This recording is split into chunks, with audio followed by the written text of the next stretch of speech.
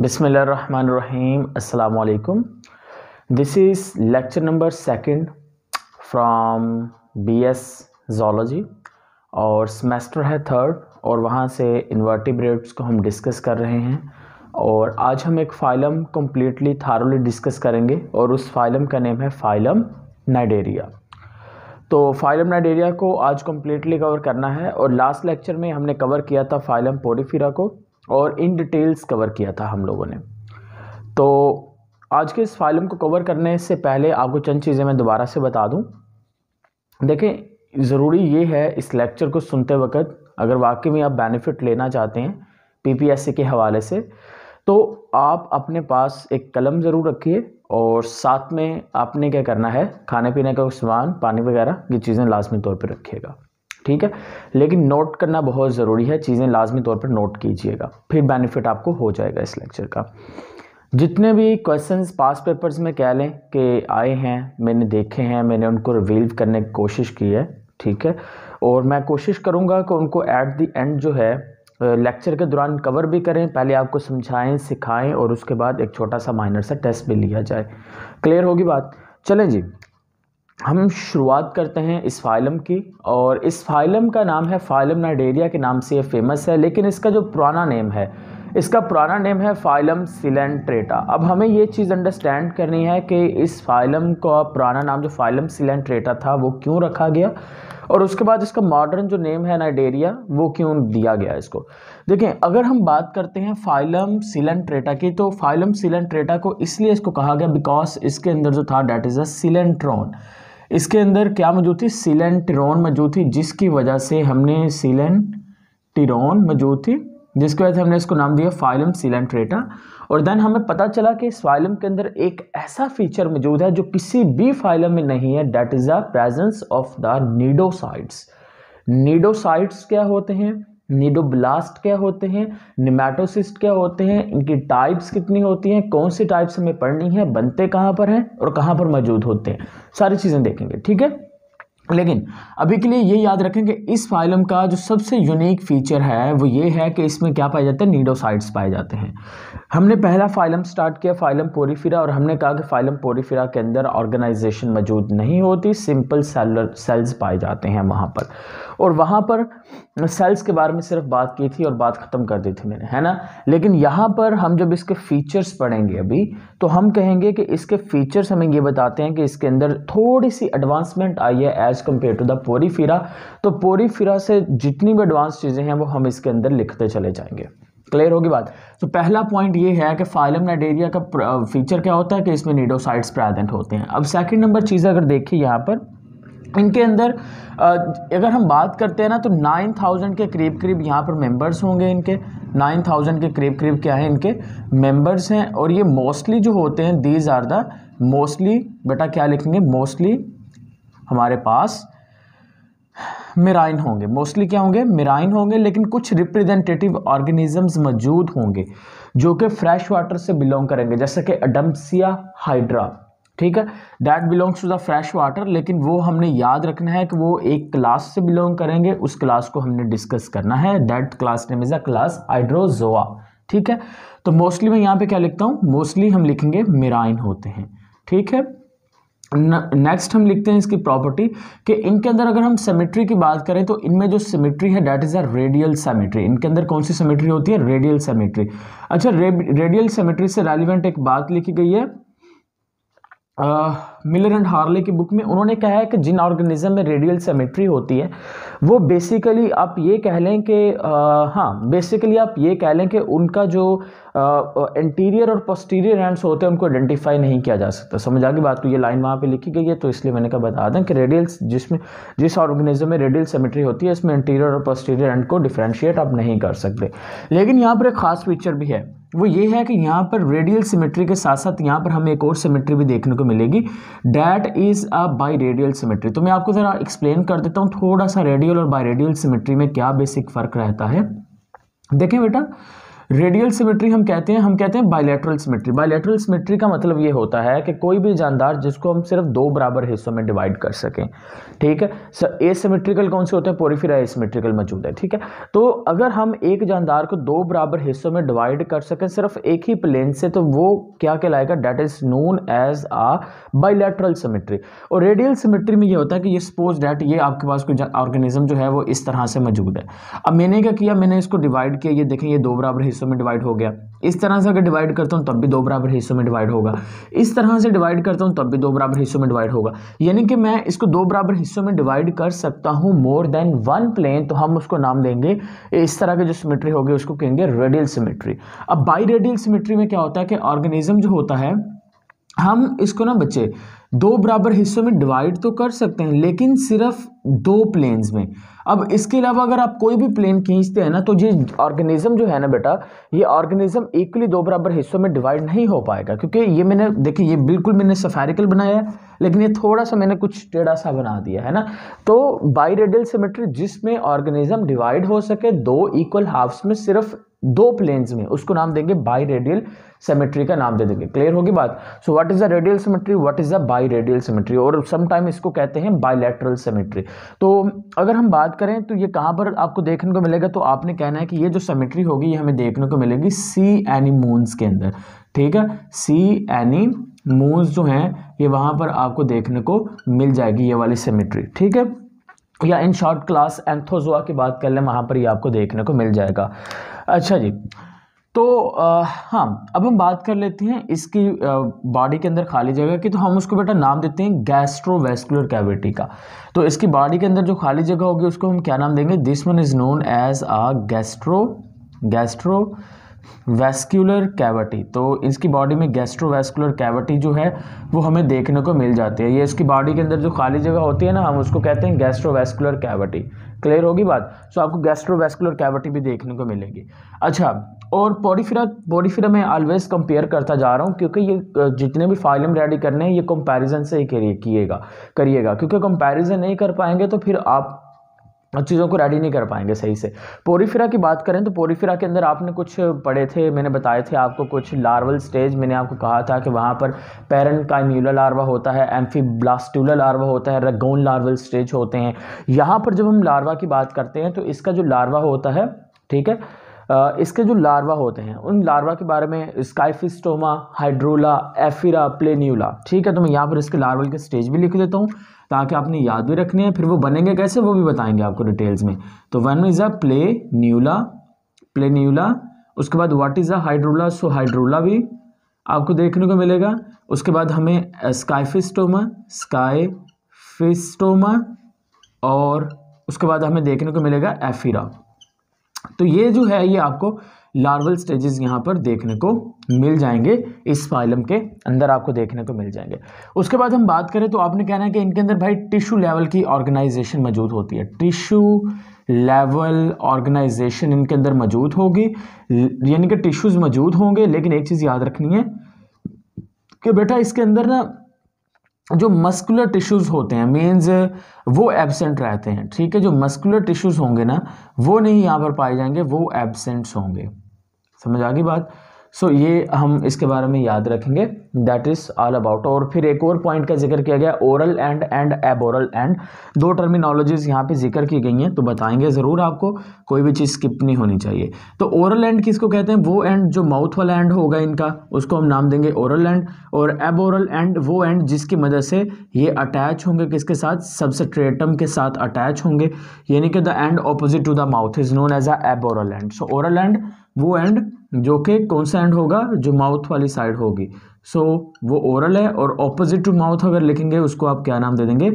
उसको आप नाम दे देंगे एबोरल एंड का नाम दे देंगे। क्लियर होगी बात यहाँ तक? चलें जी, ये हो गया हमारा सिंपल इंट्रोडक्शन हो गया फाइलम नाइडेरिया से रेलिवेंट।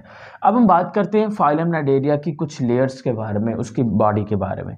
देखें, अगर हम बात करें तो आपको देखने को मिलेगा, सबसे पहले तो आपको बाहर की जानिब देखने को मिलेगी एपिडर्मिस देखने को मिलेगी, और फिर एपिडर्मिस के अंदर वाली साइड पर बेटा आपको देखने को मिलेगी गैस्ट्रोडर्मिस। एपिडर्मिस देखने को मिलेगी, देन क्या देखने को मिलेगी? गैस्ट्रोडर्मिस। ये बॉडी की बात कर रहे हैं हम, गैस्ट्रोडर्मिस डर्मिस देखने को मिलेगी। अब what is the difference between epidermis and gastrodermis, उसको ज़रा अंडरस्टैंड करते हैं। देखें जो एपिडर्मिस होती है ना, एपिडर्मिस जो होती है एक्चुअली ये अराइज होती है एक्टोडर्म से। जो लार्वल स्टेजेस होते हैं ना, मींस लार्वल जब डेवलपमेंट का प्रोसेस हो रहा होता है तो जर्मिनल लेयर्स मौजूद होती हैं, एक्टोडर्म होती है, एंडोडर्म होती है। तो एक्टोडर्म जो होगी ना, उस एक्टोडर्म से कौन सी चीज़ अराइज हो जाएगी, एक्टोडर्म से अराइज हो जाएगी एपिडर्मिस, और गैस्ट्रोडर्मिस जो होगी ये कहाँ से अराइज होगी, ये अराइज होगी एंडोडर्म से। चलें जल्दी से मुझे बताइए, फाइलम जो पोरिफेरा था वहाँ पर मैंने आपको बताया था कि वहाँ पर 2 लेयर्स थी, पिनेकोडर्म एंड क्वेनोडर्म, उसके बीच में कौन सी चीज़ मौजूद थी। लेकिन यहाँ पर अगर हम बात करते हैं एपिडर्मिस और गैस्ट्रोडर्मिस, तो एपिडर्मिस और गैस्ट्रोडर्मिस के बीच में जो चीज़ आपको देखने को मिलेगी that is known as a mesoglea. क्या देखने को मिलेगा, मिजोग्लिया देखने को मिलेगा। लेकिन वहाँ पर आप लोगों को मैंने बताया था मिजाइन, ठीक है, वहाँ पर क्या था, मिजाइन, तो मिजॉइल था, क्या था वहाँ पे, मिजॉइल। वहाँ पे मिजोग्लिया का नाम नहीं मैंने जिक्र किया था। So mesoglea is present between the epidermis and gastrodermis of the phylum Cnidaria.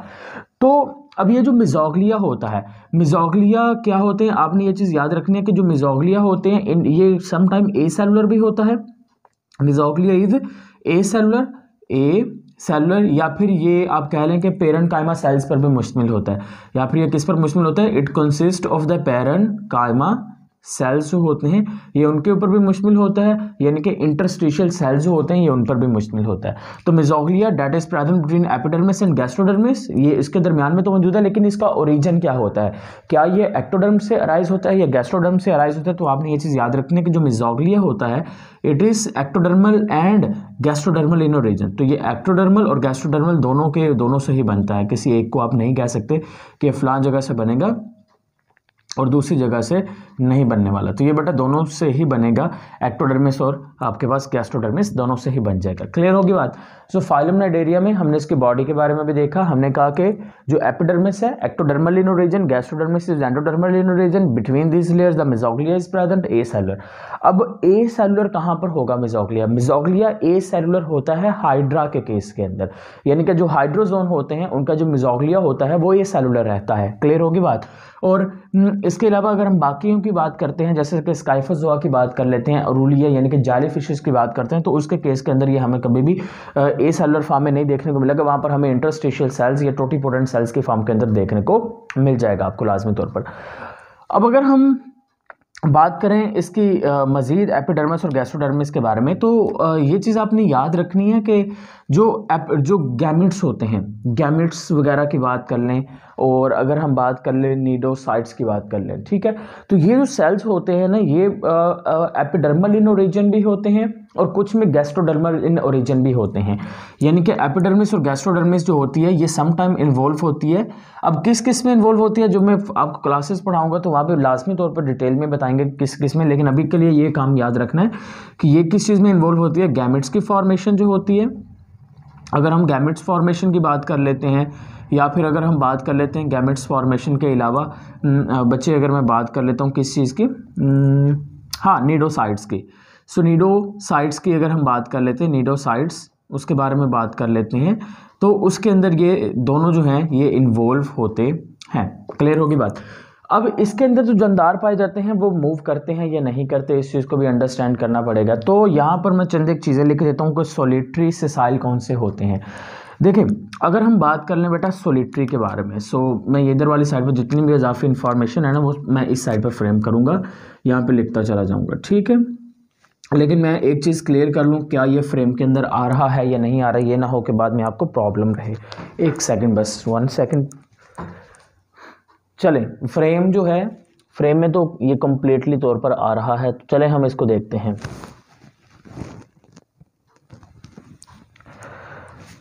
देखिए इन ऑर्गेनिज्म की अगर हम बात करें ना, तो इन ऑर्गेनिजम्स में हम लोग क्या करेंगे, इन ऑर्गेनिज्म में हम लोग यहाँ पे देखेंगे ये सोलिटरी भी होते हैं, सोलिटरी भी होते हैं, उसके बाद ये सिसाइल भी होते हैं, उसके बाद ये फ्री स्विमिंग भी होते हैं। सोलिटरी भी होते हैं, सिसाइल भी होते हैं और फ्री स्विमिंग भी होते हैं। तो अब कौन कौन से ऑर्गेनिज्म हैं ये, इनको ज़रा अंडरस्टैंड करते हैं। देखें अगर हम सोलिटरी की बात करें तो सोलिटरी के बारे में आपने कहना है कि जो हाइड्रा होता है, हाइड्रा ये सोलिटरी होता है। ओबेलिया की बात कर लें, ओबेलिया जो होता है ये सिसाइल होता है। और अगर हम एरूलिया की बात कर लें, एरुलिया, यानी कि अगर हम जेलीफिश की बात कर लें तो जो जेलीफिश होती है ये असल में क्या होती है, it is a free swimming. ये क्या होती है, ये फ्री स्विमिंग होती है। तो solitary, sessile and free swimming cases जो हैं वो आपको इस फॉर्म के अंदर देखने को मिल जाएंगे हाइड्रा के केस के अंदर। ठीक है। अच्छा, हम हाइड्रा की बॉडी के बारे में बात कर रहे थे, है ना। तो अब हाइड्रा की जो बॉडी कैविटी है वो हो गई कंप्लीट। अब बॉडी कैविटी की कंप्लीटेशन के बाद हमने उसके स्पेशल फीचर को ही डिस्कस करना है, जिसकी वजह से उसको नाम दिया गया, और वह स्पेशल फीचर का नेम क्या है, डेट इज अ नीडोसाइट। तो मैं नीडोसाइट से स्टार्ट नहीं करूंगा, मैं स्टार्ट करूंगा नीडोब्लास्ट से। सो व्हाट इज अ नीडोब्लास्ट।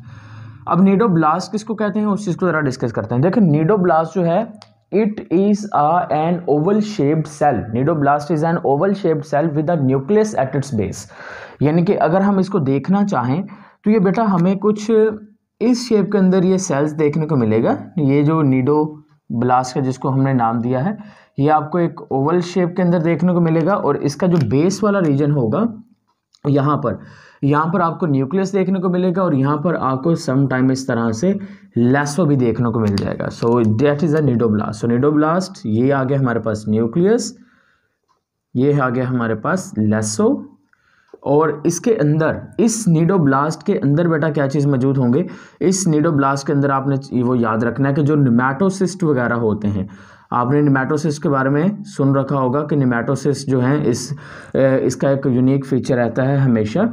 ठीक है, तो वो जो है वो इसके अंदर बनेंगे निमेटोसिस्ट। अच्छा, कहा जाता है कि जो नीडोसाइट्स होते हैं इन ऑर्गेनिज्म का फीचर ये रहता है कि इन ऑर्गेनिज्म के जो टेंटिकल्स होते हैं, इन ऑर्गेनिजम्स के जो टेंटिकल्स होते हैं उन टेंटिकल्स के एजिस पर क्या पाए जाते हैं, निमेटोसिस्ट पाए जाते हैं, नीडोसाइट्स पाए जाते हैं। और कोई भी ऑर्गेनिज्म करीब आएगा तो ये उसको अपना जो टेंटिकल्स होते हैं वो उसके ऊपर फेंकते हैं, वो उसके अंदर पेनिट्रेट कर जाता है और उसको ये कैप्चर कर लेते हैं और एज अ फूड के तौर पर इस्तेमाल कर लेते हैं। क्या वाकई में ऐसा होता है, इस चीज़ को ज़रा हम अंडरस्टैंड करने की कोशिश करते हैं। क्या जो निमेटोसिस्ट हैं वो टेंटिकल्स पर ही बनेंगे, तो आंसर है नहीं। तो निमेटोसिस्ट जो होते हैं बेटा कभी भी ये याद रखिएगा कि आपने ये याद रखना है कि निमेटोसिस्ट जो होते हैं, निमेटोसिस्ट जो होते हैं, nematocyst never forms on tentacles. ये टेंटिकल्स के ऊपर कभी भी नहीं बनते। फिर ये बनेंगे कहाँ पर, ये सबसे बड़ा प्रश्न रहता है यहाँ पर। तो अगर हम टेंटिकल्स के बारे में बात करें तो ये बनेंगे एपिडर्मिस। मैंने ऊपर बताया भी था टेंटिकल्स के बारे में, यहाँ पर ये मैंने कहा था कि ये गैमेट्स और नीडोसाइट्स वगैरह बनाते हैं, और नीडोसाइट्स के अंदर ही क्या मौजूद होता है, ये निमेटोसिस्ट मौजूद होते हैं। तो ये आपने कहना है कि ये बनेंगे कहाँ पर, एपिडर्मिस पे बनेंगे, यानी कि एपिडर्मिस में बन जाएंगे।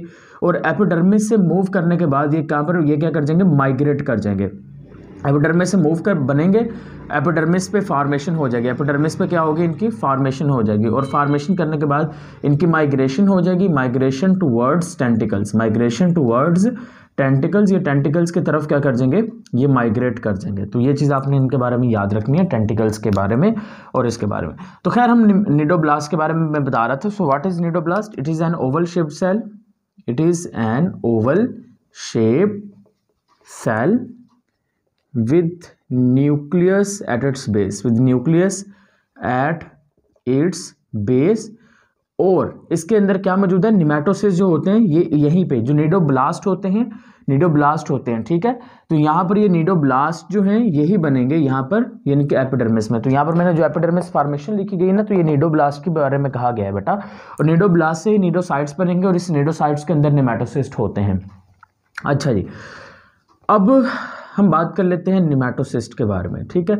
तो इसकी ओपनिंग वगैरह के बारे में बात कर लेते हैं। तो बेटा ये आपके पास अब है नीडोसाइट। तो नीडोसाइट जो होता है ना, इसका एक एंड जो होता है वो इस तरह से क्लोज होता है, वहाँ पर एक ढक्कना सा मौजूद होता है। उस ढक्कन को क्या नाम देंगे, उस ढक्कन को नाम देंगे ओपरक्यूलम का। सो इसको क्या नाम दे देंगे, this one is known as इसको हम नाम दे देंगे ओपरक्यूलम का नाम देंगे। और इस ओपरक्यूलम की ये वाली जो साइड होगी, इस साइड को हम नाम देंगे नीडोसील का। This one is known as cnidocil, जो कि इसकी ओपनिंग को मेंटेन रखेगी या ओपनिंग के अंदर एक इंपॉर्टेंट रोल प्ले करती है इस चीज़ के, ठीक है, ताकि निमेटोसिस्ट जो है वो बाहर की जानिब निकल सके। अच्छा जी, तो यहाँ पर मैं लिखता हूँ जी निमेटोसिस्ट, और इसकी जो ओपनिंग है वो कैसे होती है, निमेटोसिस्ट। अब निडोसाइट्स बैटरी के बारे में बात कर लेते हैं, ठीक है। निडोसाइट्स बैटरी, सो निडोसाइट्स जो होते हैं ये नेमेटोसिस्ट, यानी कि ये सिंगल यूज के लिए होते हैं, they are only for single use, only for single use, सिर्फ एक बार ये इस्तेमाल होंगे। पॉइंट नंबर सेकंड, तकरीबन 30 टाइप्स के पाए जाते हैं। टेंटिकल्स के ऊपर 13 डिफरेंट टाइप्स के निडोसाइट्स आपको देखने को मिलेंगे, लेकिन मोस्टली जो स्पीशीज होती हैं उनके अंदर 6 डिफरेंट टाइप्स मौजूद होती हैं। 6 डिफरेंट जो टाइप्स हैं वो आपको देखने को मिल जाएंगी मोस्टली केसेस के अंदर या मोस्टली ऑर्गेनिज्म में। समझ आ गई बात? अच्छा जी, अब इसकी बैटरी क्या होती है? What is the cnidocyte battery? तो निडोसाइट्स बैटरी जो होती है it consist of 2 central cnidocytes and 10 peripheral cnidocytes. तो 2 सेंट्रल निडोसाइट्स और 5 पेयर्स जो होते हैं वो आप कह लें कि पेरिफेरल जो निडोसाइट्स होते हैं वो मिलके क्या बनाएंगे? निडोसाइट्स की बैटरी बना देंगे। क्या बनाएंगे? निडोसाइट्स की बैटरी बना देंगे, तो जो कि इन्वॉल्व होते हैं इसके फंक्शन के लिए। और इसका जो फंक्शन होता है वो होता है स्टिंगिंग, डंग मारना, स्टिंगिंग पैरालाइज कर देना, डंग मारना, या फिर पैरालाइज कर देना, या फिर कैप्चर करना, या फिर अटैच हो जाना किसी भी चीज़ के साथ। तो ये सारे फंक्शंस जो हैं ये किसके आ जाएंगे? They belong to the nematocyst. ये नेमेटोसिस्ट के सारे फंक्शंस होते हैं। क्लियर होगी बात? अब नेमेटोसिस्ट के बारे में यहाँ पर कुछ और लिखते हैं। तो नेमेटोसिस्ट की कुछ टाइप्स होती हैं, अगर हम बात कर लेते हैं यहाँ पर, तो बेसिक 4 हम टाइप्स को डिस्कस करेंगे। तो पहली होती है स्टीनोटील, वॉल्वेंट एंड डेस्मोनिम। ठीक है, तो मैं यहाँ पे पहले टाइप्स के नेम लिख देता हूँ।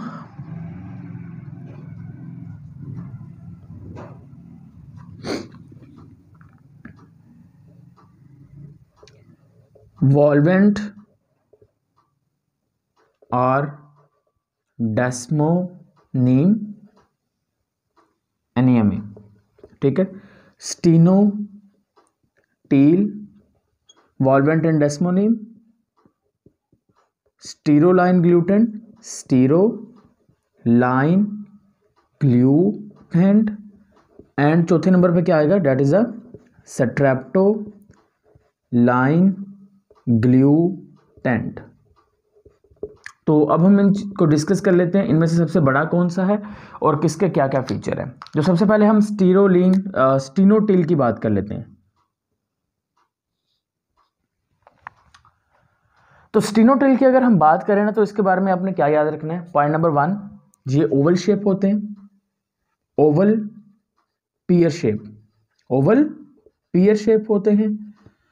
और इसके ये जो निडोसाइट है, निडोसाइट का जो ज्यादातर रीजन है वो किसने कवर कर रखा है? नेमेटोसिस्ट ने। निडोसाइट्स का जो ज्यादातर रीजन है वो किसने कवर कर रखा है? नेमेटोसिस्ट ने, ठीक है। फिर उसके बाद हम कहेंगे यहां पर मौजूद हो आपको देखने को मिलेंगे 3 pair of spines, 3 pairs of spines देखने को मिलेंगे। फिर आपको क्या देखने को मिलेगा? फिर आपको यहां पे देखने को मिलेगा साथ में 3 पेयर्स ऑफ स्पाइन, शाफ्ट देखने को मिलेगा, और ये सबसे बड़े होते हैं। सो ये आपने इंपॉर्टेंट पॉइंट भी याद रखना है, यहाँ पे शाफ्ट भी है, 3 पेयर्स ऑफ स्पाइंस भी हैं। So large in size, size में क्या होते हैं? बड़े होते हैं, और एपिडर्मल इन ओरिजिन होते हैं। क्लियर होगी बात? यानी कि ये अगर मैं आपको दिखाना चाहूँ तो ये बेटा कुछ आपको ऐसे देखने को मिलेगा। ये डायग्राम मैं साथ में शो भी कर रहा हूँ, आपको इसको भी देख लें लेकिन यहाँ पर अंडरस्टैंड कर लें।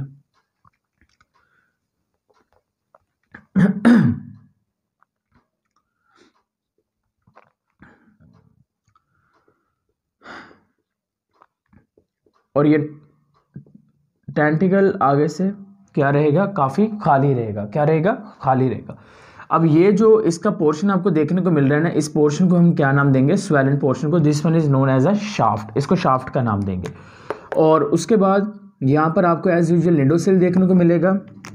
तो फिर आपको यहाँ पर देखने को मिलेंगे 1 2 3, 1 2 3, ये 3 आपको क्या देखने को मिलेंगे? This one is known as a spine देखने को मिलेंगे। अब यहाँ पर अंडरस्टैंडिंग वाली बात ये है कि ये ओपन कैसे होता है और ओपर्क्युलम के साइड पे जाने से ये कैसे, ये देखें ना इसके अंदर मौजूद है और यहाँ पर ये इससे बाहर निकल चुका है, तो ये इससे बाहर कैसे मूव करता है? देखिए अगर हम बात करें ना तो कौन सा, यहाँ से एक एमसीक्यूज बना हुआ था, मैंने एक वेबसाइट पे देखा था कि कौन सा वो ऑर्गेनिज्म है जिसमें अगर हम बात कर लें कि एंजाइम्स यूज होते हैं in the opening and closing of the cnidocyte, या फिर आप कह लें कि जो निमेटोसिस्ट जो है उसकी ओपनिंग में या निडोसाइट से बाहर निकलने में इन्वॉल्व होते हैं। तो आपने ये चीज़ याद रखनी है, डेट इज़ द हाइड्रा। तो हाइड्रा के केस के अंदर हमें क्या देखने को मिलेगा, एंजाइम्स देखने को मिल जाएंगे। सो हाइड्रा के केस के अंदर आपको क्या देखने को मिलेंगे, एंजाइम्स जो है वो देखने को मिल जाएंगे। अब जरा इसकी ओपनिंग वगैरह समझिएगा।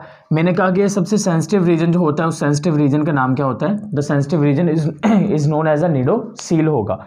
अब ये जो निडोसील होता है, जैसे ही ये किसी भी स्पीशी के करीब जाएगा या किसी भी स्ट्रक्चर के करीब जाएगा तो बिल्कुल करीब जाते ही क्या होने वाला है, ये थोड़ा सा भी सेंसिटिविटी आएगी। तो इसके सेंसिटिविटी ये इसकी जो लेयर होती है, आप सिंपली याद रखें, इसकी जो लेयर होती है ना, ये जो मेम्ब्रेन होती है, this membrane is impermeable to water. ये जो मेम्ब्रेन होती है, ये मेम्ब्रेन क्या होती है, इम्परमिएबल टू वाटर होती है, इम्परमिएबल टू वाटर। वाटर जो होता है वो इसके अंदर नहीं जा सकता। लेकिन फिर अचानक से क्या होता है कि जैसे निडोसील किसी चीज़ से टच करती है, किसी भी प्रे वगैरह के करीब पहुंचती है, तो उसके नतीजे में ये क्या करती है बेटा, ये मेम्ब्रेन निडोसील जो होता है ये इम्परमिएबल मेम्ब्रेन को बना देता है permeable. It forms a permeable membrane, जिसके नतीजे में जो वाटर होता है वो यहाँ से बाहर वाले इन्वायरमेंट से इसके अंदर कंटिन्यूसली तौर पर थ्रशली तौर पर मूव कर जाता है। जब वाटर जो है वो बड़ी स्पीड से इसके अंदर की तरफ मूव करेगा, तो वाटर के इसके अंदर की जानिब मूव करने की वजह से ये पहले जो स्ट्रक्चर अंदर मौजूद है, ये अंदर पानी के प्रेशर के इंक्रीज होने की वजह से इवर्ट हो जाएगी। क्या हो जाएगी, इवर्ट हो जाएगी, जिसके नतीजे में ये बाहर को निकल आएगा। जिसके नतीजे में बेटा ये जो ये शाफ्ट और ये सारा निमेटोसिस जो होगा ये कहाँ से, इस निडोसाइट से बाहर की जानिब आ जाएगा। सो इस तरह से इसकी क्या होती है, ओपनिंग होती है। जस्ट वेट 1 मिनट गाइस, मैं पानी वगैरह पी लूँ थोड़ा सा, जस्ट फॉर 30 सेकेंड्स।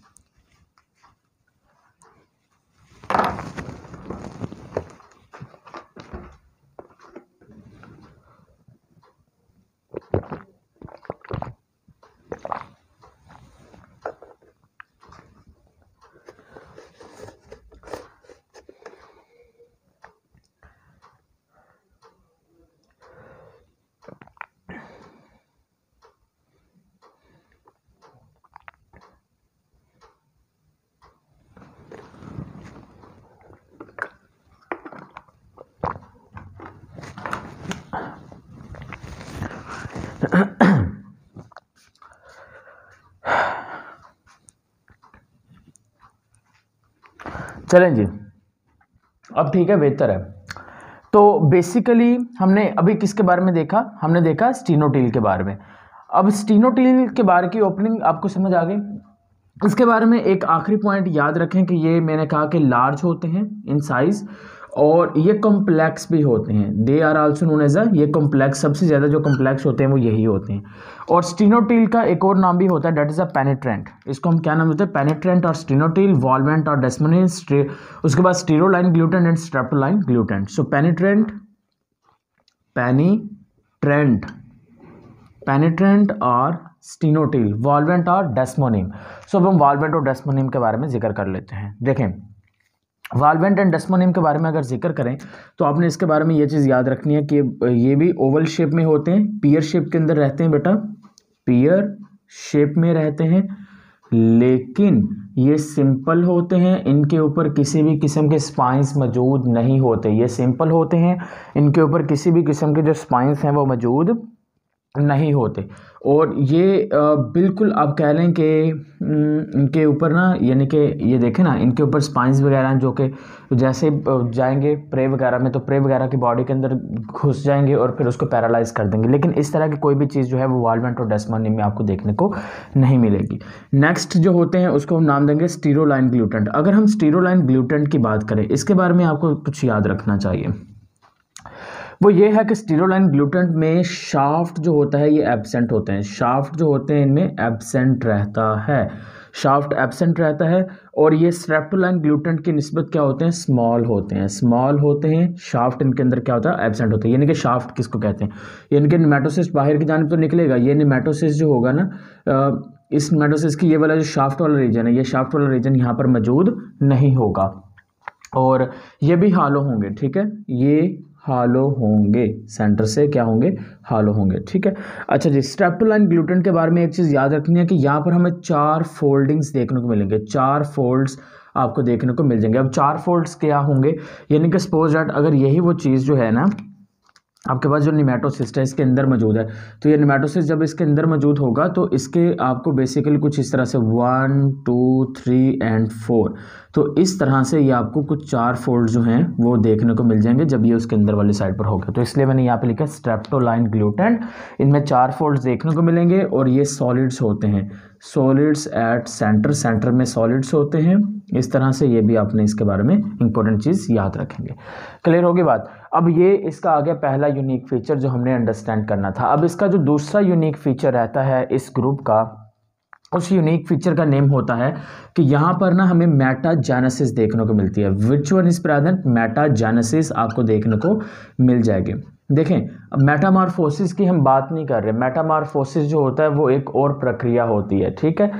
सो यहाँ पर हम जिस चीज़ के बारे में बात करेंगे that is a metagenesis. So metagenesis क्या होता है, मेटाजेनेसिस बेसिकली हम कहते हैं एओजी को, किसको कहते हैं, AOG. What is AOG, it stands for the alternation of जो जनरेशन है, जो एक जनरेशन का दूसरी जनरेशन के साथ कंटिन्यूसली अल्टरनेट करना है, उसको हम नाम देंगे अल्टरनेशन ऑफ जनरेशन, और उसी को हम नाम कर देंगे मेटाजेनेसिस का। तो यहाँ पे पता क्या होता है, यहाँ पर पहली तो बात मौजूद है, आपको जॉइड्स देखने को मिलेंगे, जॉइड्स आपको यहाँ पर देखने को मिल जाएंगे। देखें, अगर हम जॉइड्स की बात करते हैं तो जॉइड्स, व्हाट इज जॉइड, इनमें ना कॉलोनियल ऑर्गेनिज्म होते हैं बेसिकली मैंने आपको बता दिया कि ये सोलिटरी भी होते हैं, सिसाइल भी होते हैं, फ्री लिविंग भी होते हैं, लेकिन कॉलोनियल भी होते हैं। अगर हम कॉलोनियल की बात करें ना तो यहाँ पर मैं लिख देता हूँ, ये रह गया कॉलोनियल।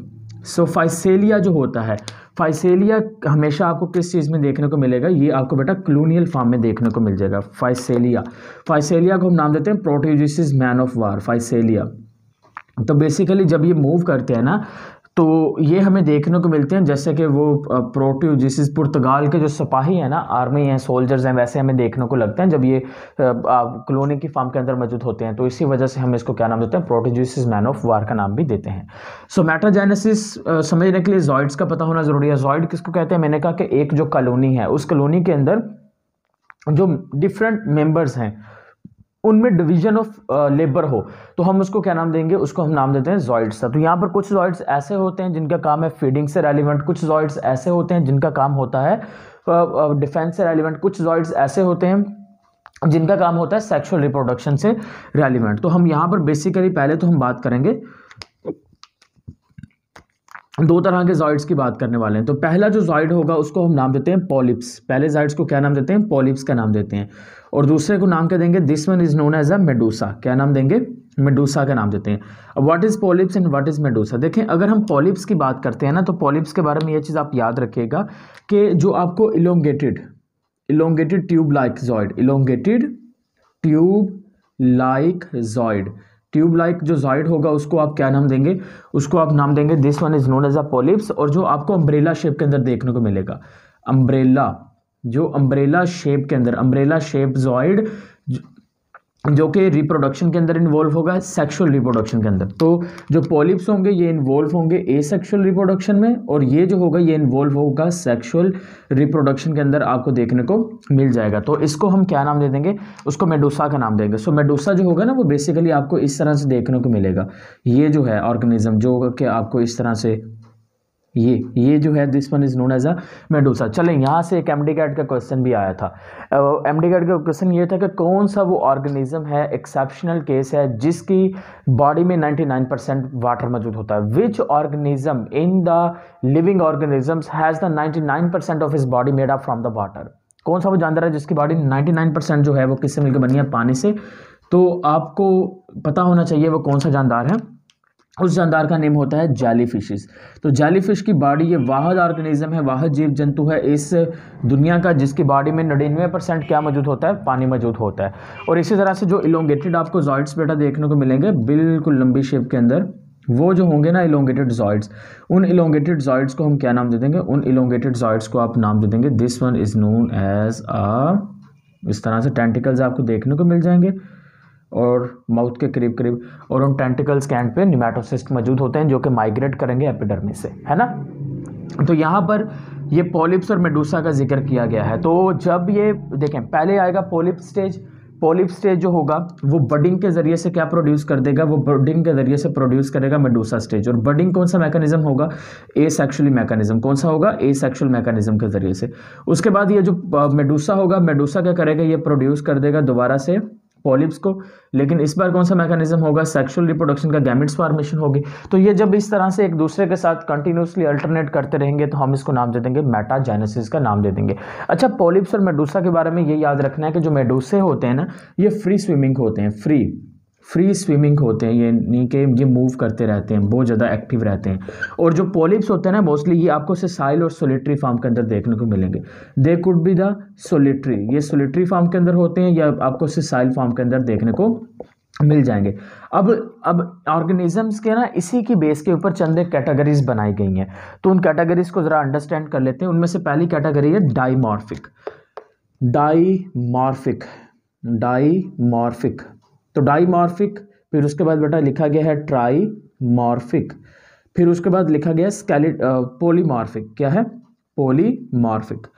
अब पॉलीमॉर्फिज्म, डाइमॉर्फिक, ट्राइमॉर्फिक एंड पॉलीमॉर्फिज्म या पॉलीमॉर्फिक। सो डाइमॉर्फिक कहते हैं जब जो जॉइड्स हैं वो दो डिफरेंट शेप्स में हो, दो डिफरेंट जॉइड्स हों किसी भी ऑर्गेनिज्म की स्पीशी कॉलोनी में, दो डिफरेंट जॉइड्स हों तो हम उसको नाम देंगे डाइमॉर्फिक। जैसा कि यहाँ पर मैंने बात की सबसे पहले जॉइड की, this one is known as a gastrozooid. Gastrozooid यानी कि जो कि खुराक इकट्ठा करते हैं, और गोनोजॉइड्स जो कि सेक्सुअल रिप्रोडक्शन में इन्वॉल्व होते हैं। आपको पता होना चाहिए कि हम किसके बारे में बात कर रहे हैं, पॉलिप्स और मेडूसा के बारे में। So gastrozooid is a polyps and the gonozooid is a medusa. और जब दो तरह के जॉइड्स होंगे तो हम उसको क्या नाम देंगे, हम कहेंगे ये डाइमॉर्फिक फिनोमिना शो करते हैं। और ट्राइमॉर्फिक में पता क्या होगा, ट्राइमॉर्फिक में गैस्ट्रोजॉइड्स होंगे, गोनोजॉइड्स होंगे, लेकिन उसके साथ क्या क्या मौजूद होंगे, डेट इज अ डेक्टाइलोजॉइड्स। तो ये जो डेक्टाइलोजॉइड्स होंगे ये इन्वॉल्व होते हैं डिफेंस सिस्टम के अंदर। सो डिफेंस सिस्टम के अंदर ये इन्वॉल्व होते हैं। जब ये तीन होंगे डिफरेंट तरह के जायद, हम इसको कहेंगे ट्राइमॉर्फिक। और जब तीन से ज़्यादा होंगे, मैंने डिफरेंट टाइप्स का आ जाएंगे, टेंटिक्यूलोजॉइड्स एंड स्केलेटोजॉइड। टेंटिक्यूलोजॉइड हमारे पास अगर होंगे, उसके बाद अगर हम बात कर लेते हैं स्केलेटोजॉइड की बात कर लेते हैं। उसके बाद अगर हम बात कर लेते हैं फाइलोजॉइड, ठीक है, फाइलोजॉइड की बात कर लें, या फिर अगर हम बात कर लेते हैं गैस्ट्रोजॉइड की बात कर लें। उसके बाद अगर हम बात कर लेते हैं डेक्टाइलोजॉइड, उसके बाद अगर हम बात कर लेते हैं गोनोजॉइड। अब यहाँ पर देखें कितनी डिफरेंट टाइप्स के जो जॉइड्स हैं वो आपको यहाँ पर देखने को मिल रहे हैं। तो पॉलीमॉर्फिक जो फिनोमिना है वो हम इसको कहते हैं जिसमें हमें डिफरेंट टाइप्स के जॉइड्स जो हैं वो आपको ऑब्जर्व करने को मिल जाएं इस तरह से। तो हम इनके देख लेते हैं कि ये किस किस फंक्शंस में भी इन्वॉल्व रहते हैं। देखें, सबसे पहले नीचे से स्टार्ट करेंगे, नीचे वाला गोनोजॉइड्स, जल्दी से बोलिए, सेक्सुअल रिप्रोडक्शन। उसके बाद डेक्टाइलोजॉइड्स इन्वॉल्व इन डिफेंस के अंदर इन्वॉल्व है। गैस्ट्रोजॉइड्स इन्वॉल्व इन फीडिंग फिनोमिना। फाइलोजॉइड्स हाँ, फाइलोजॉइड्स असल में ये एक मॉडिफिकेशन है मेडूसा का। What is phyllozooids, it is actual the modification of medusa. ये मेडूसा का क्या है, मॉडिफिकेशन है। ये इसके बारे में थोड़ा बहुत मैं आपको लाजमी बताता हूँ, अभी इसको कंप्लीट कर लें। उसके बाद स्केलेटोजॉइड्स, ये आपको स्पाइनी फॉर्म के अंदर देखने को मिलेंगे। और टेंटिकुलोजॉइड्स जो होते हैं, ये आप कह लें टेंटिकुलोजॉइड्स जो होते हैं, सॉरी थोड़ा सा चेंज कर लेते हैं, जो स्पाइनी फॉर्म के अंदर होते हैं वो आपके पास टेंटिकुलोजॉइड्स होंगे, और जो स्केलेटोजॉइड्स होते हैं वो हमारे पास बेटा होंगे काइटन से मिलके बने होते हैं। ये किस चीज़ से मिलके बने होते हैं, ये काइटन से मिलके बने होते हैं, और ये प्रोवाइड करते हैं, सपोर्ट वगैरह प्रोवाइड करने में इन्वॉल्व होते हैं स्केलेटोजॉइड। क्लियर होगी बात। सो इस तरह से ये चीज़ आपने याद रखनी है कि ये डिफरेंट कॉलोनीज बन जाती हैं जॉइड्स के बेस के ऊपर। अब मैंने कहा था कि मैं आपको लाजमी बताऊंगा उसके बारे में, मॉडिफिकेशन ऑफ द मेडूसा के बारे में। सो हम उसके बारे में थोड़ा सा देख लेते हैं, मॉडिफिकेशन ऑफ मेडूसा।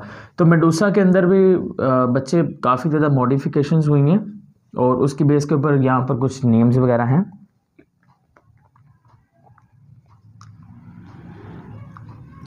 तो हम यहाँ पे डिस्कस कर लेते हैं। तो सबसे पहले हमारे पास आता है निमेटोफोर। कौन सा आएगा, निमेटोफोर। सो निमेटोफोर क्या है? It is actual the Medusa modification, Medusa की मॉडिफिकेशन की फॉर्म है जिसका नाम क्या है? निमेटोफोर। सेकंड नंबर पर अगर हम बात कर लेते हैं तो हम इसको क्या नाम देखेंगे? फाइलोजॉइड। क्या नाम देंगे? फाइलोजॉइड का नाम देंगे। अब ये आपके पास मॉडिफिकेशंस हैं किस चीज़ की? These are the modifications of the medusa. ये मेडूसा की मॉडिफिकेशंस फॉर्म होती हैं जो कि आप कह रहे हैं कि ये डिपेंड करती हैं उनके ओरल फ्लैशेस के ऊपर, मानोबरियम के ऊपर और उनके टेंटिकल स्ट्रक्चर्स के ऊपर और वैलम के ऊपर। अब ये क्या चीज़ें होती हैं, इन सारी चीज़ों को हम डिस्कस करेंगे। अच्छा, खैर अभी तक इतना ही याद रखिए। अब हम डिस्कस करते हैं फाइलम नाइडेरिया में अगला एक फीचर, डैट इज़ हम बात कर लेते हैं इसकी डाइजेस्टिव सिस्टम के बारे में या डाइजेशन के बारे में बात कर लेते हैं। तो अगर हम इसकी डाइजेशन के बारे में बच्चे बात करें, डाइजेशन में एक चीज़ याद रखिएगा कि ये क्या चीज़ खाते हैं। हम कहेंगे कि जितने भी स्मॉल ऑर्गेनिजम्स होते हैं, यानी कि हम उनको नाम देते हैं प्लांक्टोन्स। क्या नाम देते हैं? प्लांक्टोन्स का नाम देते हैं। सो ये बेसिकली किन चीज़ों को ईट करते हैं? प्लांक्टोन्स जो होते हैं ये उनको ईट करते हैं, ठीक है। प्लांक्टोन्स एंड माइक्रोस्कोपिक जो ऑर्गेनिजम्स होते हैं, प्लांक्टोन्स एंड माइक्रोस्कोपिक जो ऑर्गेनिजम्स हैं ये उनको क्या करते हैं? ईट करते हैं। लेकिन यहाँ पर दोबारा से बता रहा हूँ एक्सेप्शनल केस कि अगर हम बात कर लेते हैं ना एंड वाले जानदारों की, जैसा कि अगर हम सी एनिमोन्स की बात करते हैं तो एंथोजोन्स की बात करते हैं, तो एंथोजोन्स के बारे में याद रखिएगा कि वहाँ पर ये फिशेस जो खाते हैं ना वो सिर्फ वहीं पे खाएंगे, उसके अलावा किसी और क्लास के अंदर फिश वगैरह को खाया नहीं जाता। अब इसकी ज़रा बॉडी के बारे में बात कर लेते हैं, यानी कि ये किस तरह से खुराक के डाइजेशन में इन्वॉल्व होते हैं। सबसे पहले ये खाएंगे, इनका जो मटेरियल है वो प्लांक्टोन्स और माइक्रोस्कोपिक ऑर्गेनिजम्स हैं। अब वो प्लांक्टोन्स ये कौन सा मैकेनिज्म करेंगे? ये इंजेक्शन का मैकेनिज्म करेंगे। जब इंजेक्शन हो जाएगी तो इंजेक्शन के बाद जो खुराक होगी उसने ज़ाहिर सी बात है कहाँ पर आना है? गैस्ट्रोवैस्कुलर कैविटी में आना है। अब इनकी जो कैविटी होती है, यानी इनकी अगर हम बात करें ना तो यहाँ पर आपको ना ब्लाइंड, इनका जो डाइजेस्टिव सिस्टम है वो ब्लाइंड सैक की फॉर्म के अंदर देखने को मिलेगा। ब्लाइंड सैक डाइजेस्टिव सिस्टम जो है वो आपको देखने को मिलेगा। यानी कि ब्लाइंड सैक का मतलब ये होता है कि आपको एक सैक सी, ये आपके पास एक थैली नुमा स्ट्रक्चर है, सपोज दैट ये डाइजेस्टिव सिस्टम है, यानी कि एक ही सिंगल ओपनिंग है, वहीं से खुराक ने एंटर होना है जिसको हम माउथ का नाम देंगे। और यहाँ पर एनस क्योंकि एब्सेंट होती है और उसी माउथ वाले रीजन से क्या होंगे? वेस्ट मटेरियल बाहर की जाने मूव करेंगे। तो इस तरह का जो होगा उसको हम कहते हैं कि सैक लाइक डाइजेस्टिव सिस्टम या blind sac like digestive system जो है वो हमें देखने को मिल जाएगा यहाँ पर। सो सबसे पहले यहाँ पर क्या होगी? इंजेक्शन होगी। इंजेक्शन का मतलब खुराक अंदर की जाने मूव करेगी, गैस्ट्रोवैस्कुलर कैविटी में जाएगी। और ये जो गैस्ट्रोवैस्कुलर कैविटी होती है ये लाइंस होती हैं किसके? सिलिया से, सिलिया जो होते हैं, ठीक है। सिलिया इस चीज़ के अंदर हेल्प करता है। अब खुराक जो है वो तो एंटर होगी यहाँ पर यानी कि यहाँ पर क्या मौजूद है? इनके माउथ वाली साइड पर क्या मौजूद है? टेंटिकल्स मौजूद हैं।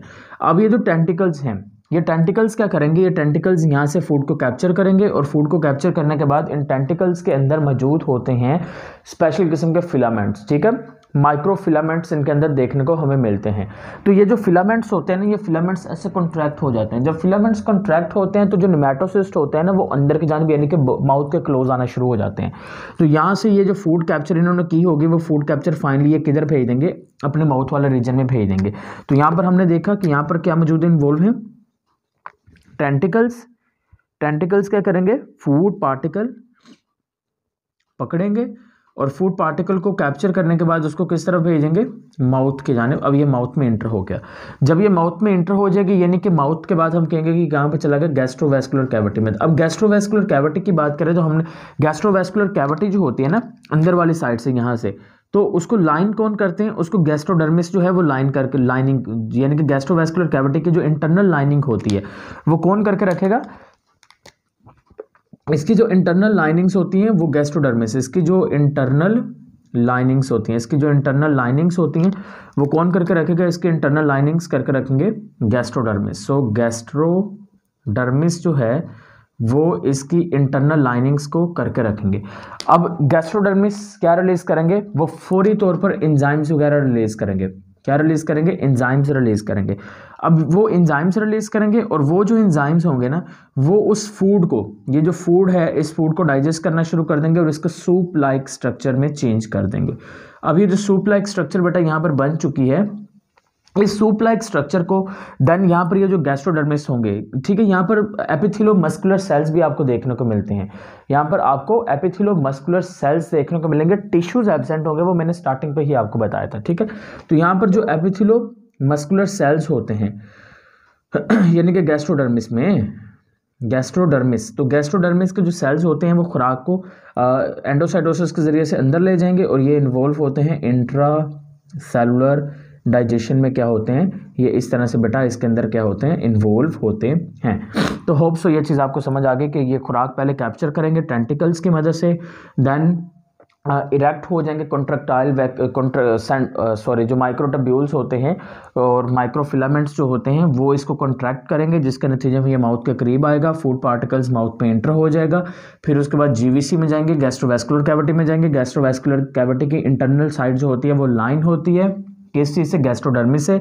गैस्ट्रोडर्मिस एंजाइम्स रिलीज करते हैं, एंजाइम्स इस फूड को डाइजेस्ट करते हैं, सेमी डाइजेस्ट करते हैं, सूप लाइक स्ट्रक्चर में चेंज करते हैं। उसके बाद इसको सेल के अंदर लेके जाया जाएगा और वहाँ पर फिर डाइजेशन जो होगी वो स्टार्ट कर दी जाएगी। सो इस तरह से जो है वो डाइजेशन आपको देखने को मिल जाएगी, फाइलम नाइडेरिया के अंदर देखने को मिलेगी। अब हम बात करते हैं इसके नर्वस सिस्टम के बारे में। इसका नर्वस सिस्टम बहुत इंटरेस्टिंग रहता है, यानी कि अगर हम बात करें ना बच्चे किंगडम एनिमेलिया का, तो किंगडम एनिमेलिया का कौन सा वो जानदार है जिसमें फर्स्ट टाइम जो न्यूरॉन है वो डेवलप हुआ है, ये सबसे बेसिक न्यूरॉन किसके अंदर डेवलप हुआ है, तो वो फाइलम नाइडेरिया है।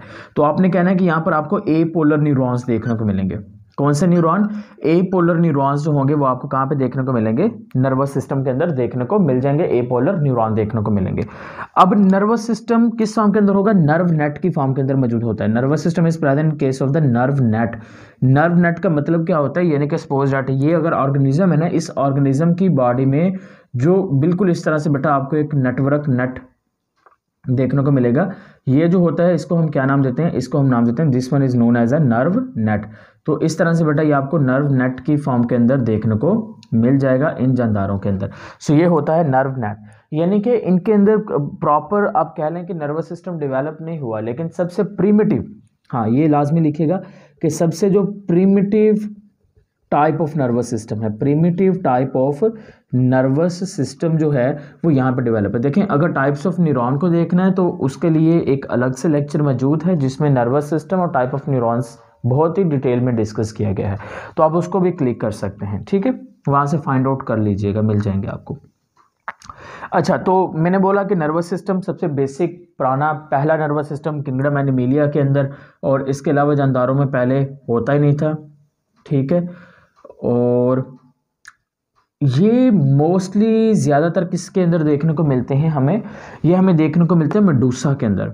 मेडूसा जो है ना, मेडूसा के अंदर ये हमें ज़्यादा देखने को मिल जाएगा, ये वाला जो नर्वस सिस्टम्स होते हैं।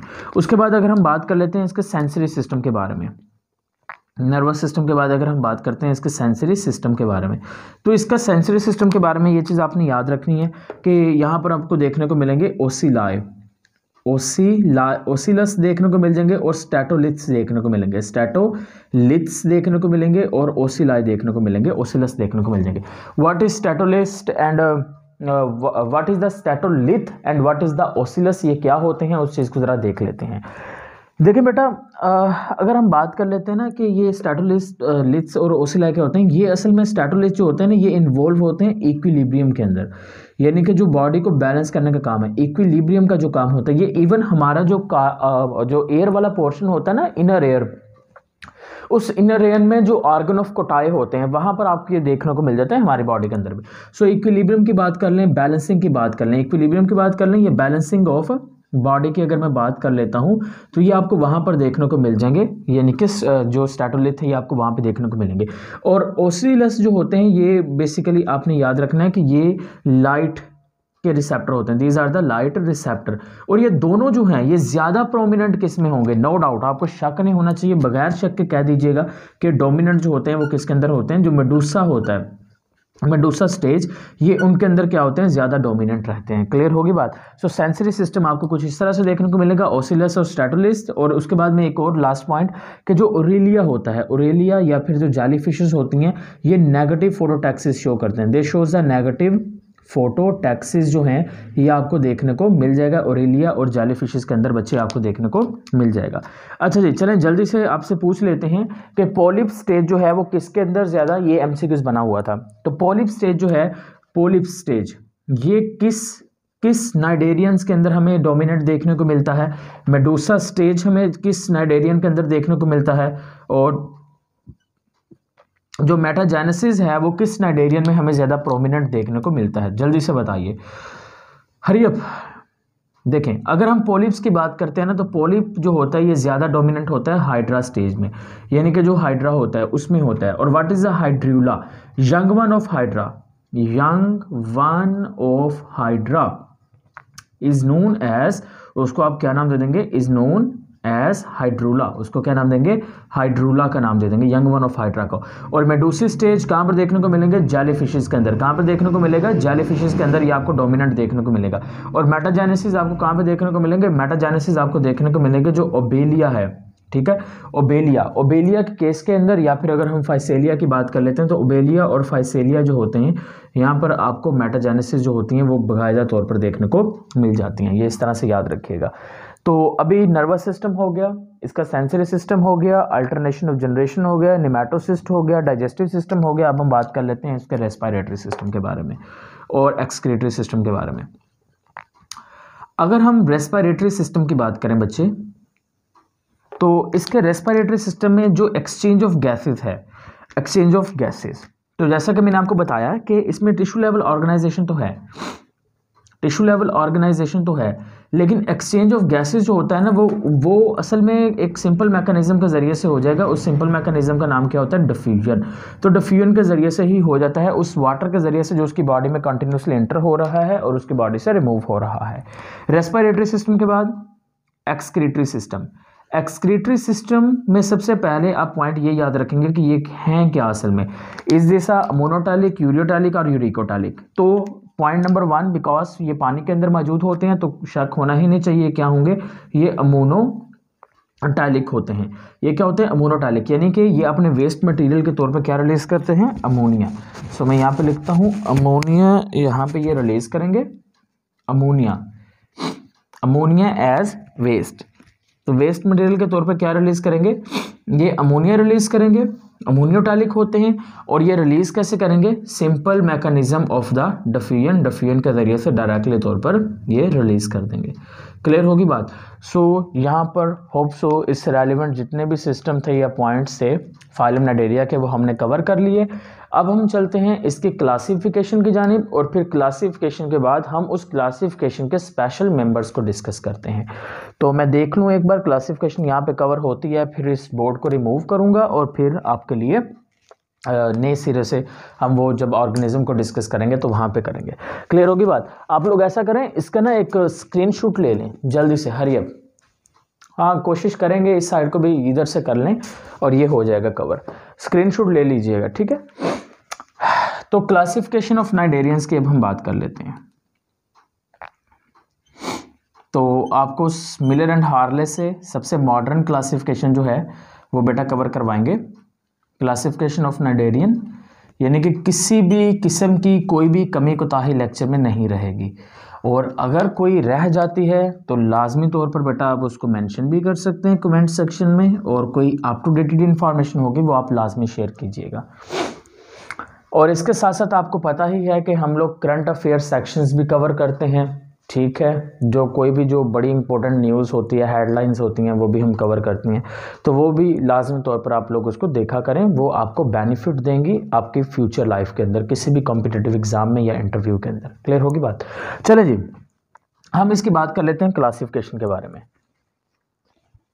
तो क्लासिफिकेशन में सबसे पहली जो क्लास होती है ना, इसकी क्लास, उस क्लास का नाम होता है क्लास हाइड्रोजुआ। क्लास हाइड्रोजुआ होता है। अब क्लास हाइड्रोजुआ की अगर हम बात करें तो बच्चे पहला पॉइंट आप ये लिखेंगे कि हाइड्रोजुआ के अंदर जो हमें देखने को मिलेगा डोमिनेंट, यानी कि यहाँ पर सम टाइम, यहाँ पर पहली बात आप लिखेंगे कि सम केसेस के अंदर यहाँ पर हमें मेडूसा एब्सेंट देखने को मिलेगा। मेडूसा एब्सेंट देखने को मिलेगा, सम केसेस की बात कर रहे हैं। अच्छा, उसके बाद सेकंड पॉइंट, मोस्टली क्या होते हैं, मोस्टली ये होते हैं, मोस्टली मेराइन होते हैं, बट ये यूनिक पॉइंट आ गया, but some representative organism, but सम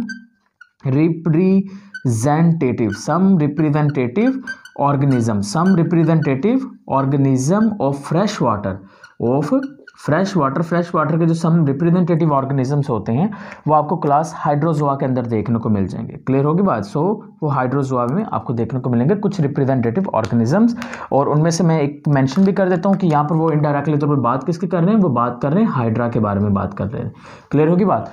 अच्छा जी, अच्छा व्हाट इज अ हाइड्रेंथ, हाइड्रूला आपको बता दिया, हाइड्रा के भी पता है आपको, और ब्लास्टोस्टाइल और हाइड्रेंथ क्या होता है इसके बारे में भी देख लें।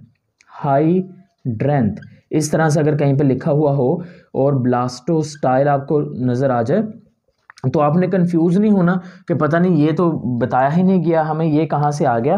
बेटा हाइड्रेंथ जो होता है वो पोलिप्स को ही कहते हैं, पोलिप का ही जो दूसरा नेम होता है हम इसको क्या कहते हैं, हाइड्रेंथ कहते हैं, और पोलिप का ही दूसरा नाम क्या होता है, हम इसको, आपको पता है ना कि गैस्ट्रोजॉइड भी कहते हैं, तो हम इसी को गैस्ट्रोजॉइड कहते हैं, हम इसी को हाइड्रेंथ कहते हैं। ब्लास्टोस्टाइल किसको कहते हैं, जल्दी से आपको बता देना चाहिए मुझे कि सर ये किसको कहते हैं, ये मेडूसा को क्या कहेंगे, ब्लास्टोस्टाइल कहते हैं। क्लियर होगी बात। अच्छा तो पहला पॉइंट ये क्लियर हो गया आपको। पॉइंट नंबर सेकंड अब हम बात करते हैं। देखें अगर हम हाइड्रोजोआ की बात करते हैं ना, तो हाइड्रोजोआ में आपने क्या याद रखना है कि हाइड्रोजोआ के अंदर जो गैमेट्स होते हैं, गैमेट्स आर एक्टोडर्म, गैमेट्स कहाँ से बनेंगे, are epidermal, gametes are epidermal in origin, ये एपिडर्मल इन ओरिजिन होते हैं। और जो नीडोसाइट्स होते हैं, नीडोसाइट्स होते हैं, cnidocytes are also epidermal, cnidocytes are also epidermal in origin, ये भी ओरिजिन का क्या होता है, एपिडर्मल होता है। क्लियर होगी बात। सो गैमेट्स और नीडोसाइट्स क्या होते हैं, एपिडर्मल इन ओरिजिन होते हैं, और ये रिलीज किए जाएंगे, गैमेट्स जो होते हैं ये रिलीज हो जाएंगे, release outside body cavity, release outside body cavity, तो हम इसको रिलीज कर देंगे बॉडी से बाहर की जानिब, ये जो गैमेट्स वगैरह बनेंगे इनको बॉडी से बाहर रिलीज कर दिया जाएगा। ये बहुत इंपॉर्टेंट पॉइंट्स हैं। उसके बाद फिर अगर हम बात कर लेते हैं मिजोग्लिया के बारे में, तो आपने ये चीज़ याद रखनी है कि जो मिजोग्लिया यहाँ पर होगा ना वो ए सेलुलर होता है, मिजोग्लिया यहाँ पर क्या होगा, ए सेलुलर मिजोग्लिया होगा। उसके बाद अगर हम वैलम की बात करते हैं, व्हाट इज़ वैलम, वैलम आपको बताएंगे, देखें जो जेलीफिश होती है या फिर वो तमाम मेडूसा स्टेज जो हाइड्रोजोआ के अंदर होते हैं, तो बाउल देखा है ना आपने, तो बाउल को कंसीडर कर लें अपने माइंड के अंदर, ये देखें ये बनाया भी हुआ है मैंने, तो ये वाला जो इसका रीजन होगा बाउल का, ये जो पोर्शन होता है ना यानी कि माउथ वाला रीजन, वो माउथ वाला रीजन बच्चे इस तरह से ना थिक हो जाता है, माउथ वाला रीजन इस तरह से क्या हो जाएगा, थिक हो जाएगा। अब वो जो थिक रीजन होगा माउथ वाला इस तरह, उसी थिक रीजन को हम क्या नाम देंगे, उसको नाम देते हैं वैलम का, क्या नाम दे देंगे, वैलम का नाम देते हैं। सो यहाँ पर आपने कहना है कि वैलम प्रेजेंट, वैलम क्या होती है, प्रेजेंट इन मेडूसा, लेकिन ये यूनिक भी है इसलिए क्योंकि इसके अलावा आप कोई भी मेडूसा उठा के देख लें किसी भी क्लास के अंदर, वहाँ पर वैलम आपको देखने को नहीं मिलने वाला। तो इस तरह से ये चीज़ याद रखने की यहाँ पर आपको वैलम जो है वो देखने को मिल जाएगा इस तरह से। तो यहाँ पर उसके बाद हम इनके ऑर्गेनिज्म की यानी कि बात कर लेते हैं एग्जाम्पल्स की। एग्जाम्पल्स में आप याद रखेंगे number 1 is a Obelia, Obelia आप नहीं भूलेंगे। नंबर 2 इज़ अ फाइसेलिया बेटा। उसके बाद गोन्यूनीमस, ये बड़ा एक इंपॉर्टेंट ऑर्गेनिज्म है, इसको डिटेल में कवर करना है। और उसके बाद चौथे नंबर पर हाइड्रा के बारे में और भी यूनिक पॉइंट हैं, जब हम इसको थारोली कवर करेंगे वो बताएंगे, वो एमसीक्यूज के लिए इंपॉर्टेंट है। तो ये सारी चीज़ें जो होंगी बेटा ये आपने याद रखनी है कि these are the examples of the class Hydrozoa, ये क्लास हाइड्रोजोआ के एग्जाम्पल में आ जाएगा। अब हम दूसरी क्लास को कवर करते हैं। Second class is the class Scyphozoa, class Scyphozoa. Class Scyphozoa की बच्चे पहला पॉइंट नंबर 1 हम याद रखेंगे कि ये मराइन होते हैं, ठीक है, ये क्या होते हैं, मराइन ऑर्गेनिज्म हैं। पॉइंट नंबर 2 बेटा आपने क्या याद रखना है, पॉइंट नंबर 2 पे आप लोग याद रखेंगे कि मैंने कहा था कि यहाँ पर जो गैमेट्स होते हैं, गैमेट्स होते हैं एपिडर्मल इन ओरिजिन, लेकिन यहाँ पर ये चीज़ याद रखनी है कि यहाँ पर जो गैमेट्स होते हैं वो गैमेट्स होते हैं हमारे पास गैस्ट्रोडर्मिस से बनेंगे। कहाँ से बनेंगे, डर्मिस से बनेंगे। और अगर हम बात कर लेते हैं ना, यहाँ पर हमने बात की थी कि जो नीडोसाइट्स होते हैं वो एपिडर्मल होते हैं, लेकिन यहाँ पर आपने याद रखना है कि जो नीडोसाइट्स होते हैं वो हमारे पास बेटा एपिडर्मिस से भी बन सकते हैं, एपिडर्मिस से भी बन सकते हैं। वो हमारे पास जो डर्मिस है, गैस्ट्रोडर्मिस यहाँ पे डी आना चाहिए था, ये गैस्ट्रोडर्मिस से भी बन सकते हैं। फिर मैंने ऊपर कहा था कि जो मिजोग्लिया होता है, राइट, मैंने कहा था कि जो मिजोग्लिया होता है वो ए सेलुलर होता है, लेकिन इसके अंदर अगर हम बात करें तो आपने कहना है कि जो मिजोग्लिया होता है, मिजोग्लिया के अंदर पेरेन्काइमा सेल्स मौजूद होते हैं। मिजोग्लिया के अंदर पेरेन्काइमा सेल्स, या फिर दूसरे अल्फाज में हम कह लें तो इंटरस्टेशियल सेल्स जो होते हैं वो क्या होते हैं, आपको देखने को मिल जाएंगे। समझ आ गई बात। और फिर अगर हम बात करें कि यहाँ पर क्या वैलम मौजूद होता है, तो हम कहेंगे कि वैलम यहाँ पर क्या होगा, वैलम इज एब्सेंट, वैलम इसके अंदर एब्सेंट होते हैं। और उसके बाद स्पीशी की यानी कि एग्जाम्पल की बात करें, एग्जाम्पल के अंदर क्या आएगा, ओरेलिया आ जाएगा। Aurelia is the jelly fish, तो जेली फिश जो होगा वो बेसिकली यहाँ से आ जाएंगे हमारे पास, इस क्लास से आ जाएंगे, क्लास स्काइफोजोआ से। अब तीसरी क्लास को डिस्कस कर लेते हैं बेटा, डेट इज अ क्लास स्टूरोजोआ।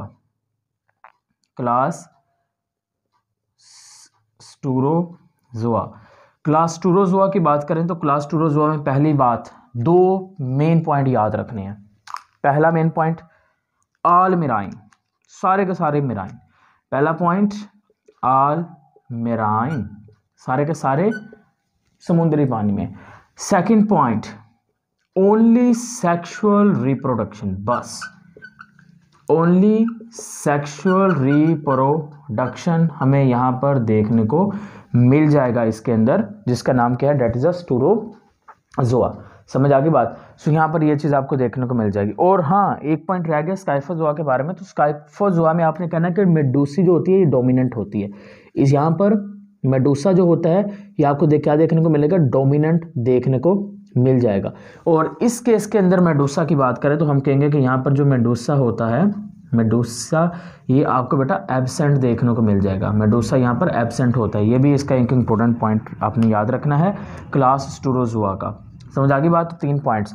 और एग्जाम्पल में क्या लिखेंगे, नो डाउट हेलिकलेस्ट्रा जो है वो इसके एग्जाम्पल में आ जाएगा क्लास स्टूरोजोआ के। क्लास स्टूरोजोआ के बाद चौथी क्लास, क्लास क्यूबोजोआ। क्लास क्यूबोजोआ में आपने क्या याद रखना है, क्लास क्यूबोजोआ में पॉइंट बेटा याद रखिएगा। हाँ, यहाँ पर बेटा एक और चीज़ स्टूरोजोआ के अंदर कि यहाँ पर हमें 8 टेंटिकल्स भी देखने को मिलेंगे। ठीक है, 8 टेंटिकल्स जो हैं वो आपको कहाँ पे देखने को मिलेंगे, वो आपको देखने को मिल जाएंगे स्टूरोजोआ के अंदर। इसकी स्पीशी का नाम क्या होता है, कायरोनिक्स। क्या नेम होता है, कायरोनिक्स जो है that belongs to the Cubozoa. इसको एक और नाम भी देते हैं, this one is known as a sea wasp. बहुत ज़्यादा खतरनाक है, ऑस्ट्रेलिया के कोस्टल रीजन पे मौजूद होता है। ऑस्ट्रेलिया के जो कोस्टल रीजन्स हैं वहाँ पर आपको ये देखने को मिल जाएगा। और फिर ये भी याद रखना है कि ऑस्ट्रेलिया के कोस्टल रीजन्स में है और वहाँ पर आपको देखने को भी मिलेगा। और एक और इम्पोर्टेंट चीज़ वो ये है कि ये हार्ट अटैक का बाइस बनता है, हार्ट अटैक, यानी कि ये डेंजरस होते हैं। समझ आ गई बात, डेंजरस ये यहाँ पे देखने को मिलेंगे। फाइसेलिया के केसेस में भी कुछ ऑर्गेनिज्म डेंजरस होते हैं। फाइसेलिया कहाँ से बिलोंग कर रहा है, आपको बताया था हाइड्रोजोआ से।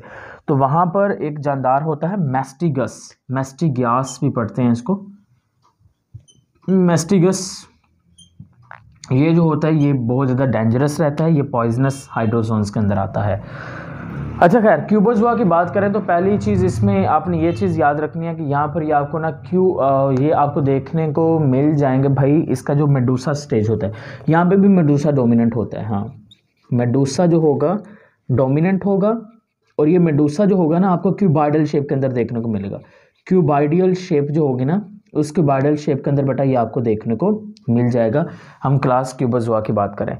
और इसके बाद हम बात करते हैं एक फाइनली आखिरी क्लास के बारे में, and that name of that class is a class Anthozoa. Class anthozoans की बात कर लेते हैं।